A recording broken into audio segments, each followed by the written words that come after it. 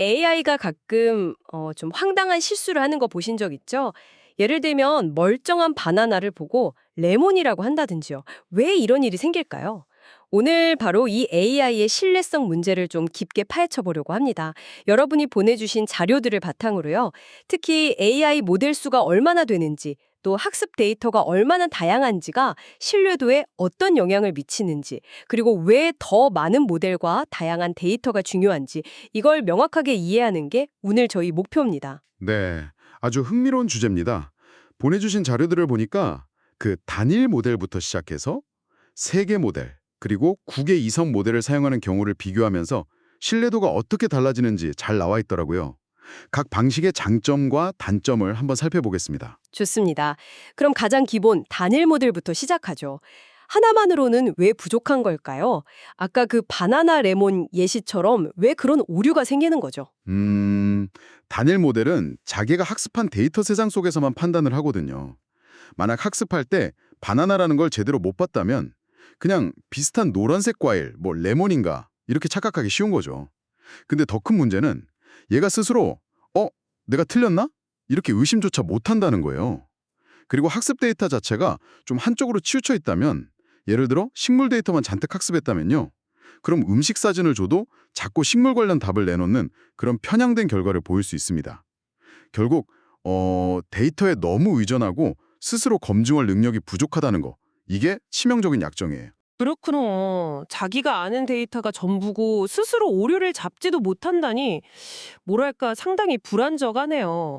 그럼 모델 3개를 사용하면 좀 나아지나요? 자료에 보니까 서로 다른 방식의 모델들, 뭐 이미지 특징에 집중하는 모델이랑 또 요소 간 관계를 보는 모델 이런 걸 쓴다고 하던데요. 그게 어떻게 도움이 되는 거죠? 네, 맞아요. 서로 다른 관점을 가진 모델 3개가 같은 답을 내놓으면 확실히 혼자 판단할 때보다는 믿음직스럽죠. 근데 여전히 한계는 있습니다. 예를 들어 3개 중에 2개가 같은 답을 내고 1개가 다른 답을 낸다. 이런 2대1 상황이 있잖아요.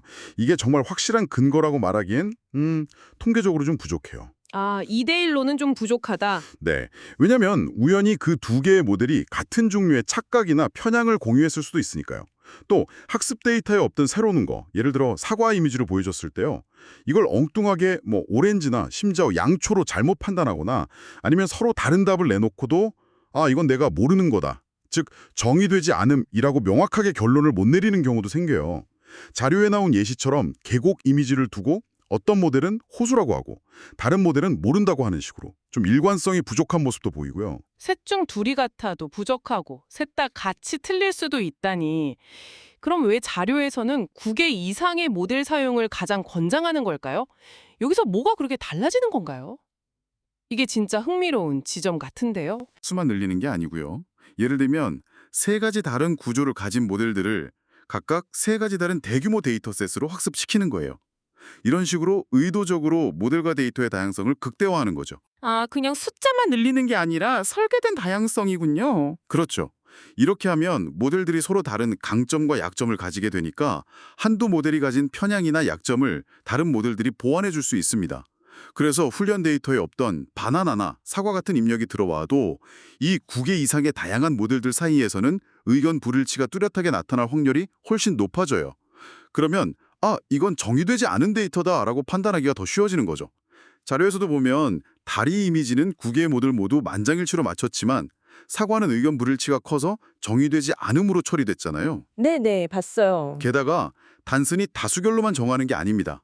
최소 과반수, 예를 들어 9개 중 5개 이상이 동의해야 하고 거기에 더해서 그 동의한 모델들의 평균 신뢰도 점수까지 80% 이상이어야 한다는 아주 엄격한 기준을 적용해요. 이걸 통해서 어설픈 합의는 걸러내는 거죠. 물론 라벨당 5,000개에서 10,000개 정도의 방대한 데이터는 기본이고요. 와, 단순히 숫자가 많은 게 아니라 정말 의도적으로 설계된 다양성 그리고 아주 엄격한 합의 기준이 핵심이군요. 그럼 이 모든 게 AI를 사용하는 우리, 그러니까 여러분께 시사하는 바는 무엇일까요? 가장 중요한 건 AI의 신뢰성이 그냥 똑똑한 모델 하나에서 딱 나오는 게 아니라는 점입니다. 다양한 데이터로 배우고 여러 관점에서 서로를 끊임없이 확인하는 시스템적인 접근, 이게 신뢰성의 열쇠라는 거죠. AI가 완벽하지 않고 또 어떤 조건에서 실패할 수 있는지 이해한다면 여러분이 AI의 결과를 접하실 때 좀 더 현명하게 판단하고 활용하는데 분명 도움이 될 겁니다. 정리를 좀 해보자면 단일 모델은 역시 좀 불안정하고 3개 모델은 좀 낮긴 하지만 여전히 한계가 뚜렷하고 그래서 9개 이상의 잘 설계된 다양한 모델과 엄격한 합의 기준을 사용하는 것이 현재로서는 AI의 신뢰성을 가장 높이는 방법이다. 이렇게 볼 수 있겠네요. 네, 맞습니다. 그런데 여기서 한 걸음 더 나아가서 생각해 볼 질문이 하나 있어요. 이 9개 이상 모델 접근법조차 결국은 다수의 합의와 미리 정해진 신뢰도 기준에 의존하는 거잖아요. 만약에요, 과거 데이터 기반의 대다수 모델이 동의하지 않아요. 하지만 정말 새롭고 중요한 통찰이 소수 의견으로 나온다면 어떨까요? 신뢰성을 지키면서도 AI 시스템이 이런 진정한 새로움을 놓치지 않게 하려면 어떻게 해야 할까요? 이 질문을 여러분께 한번 남겨드리면서 오늘 이야기를 마무리할까 합니다.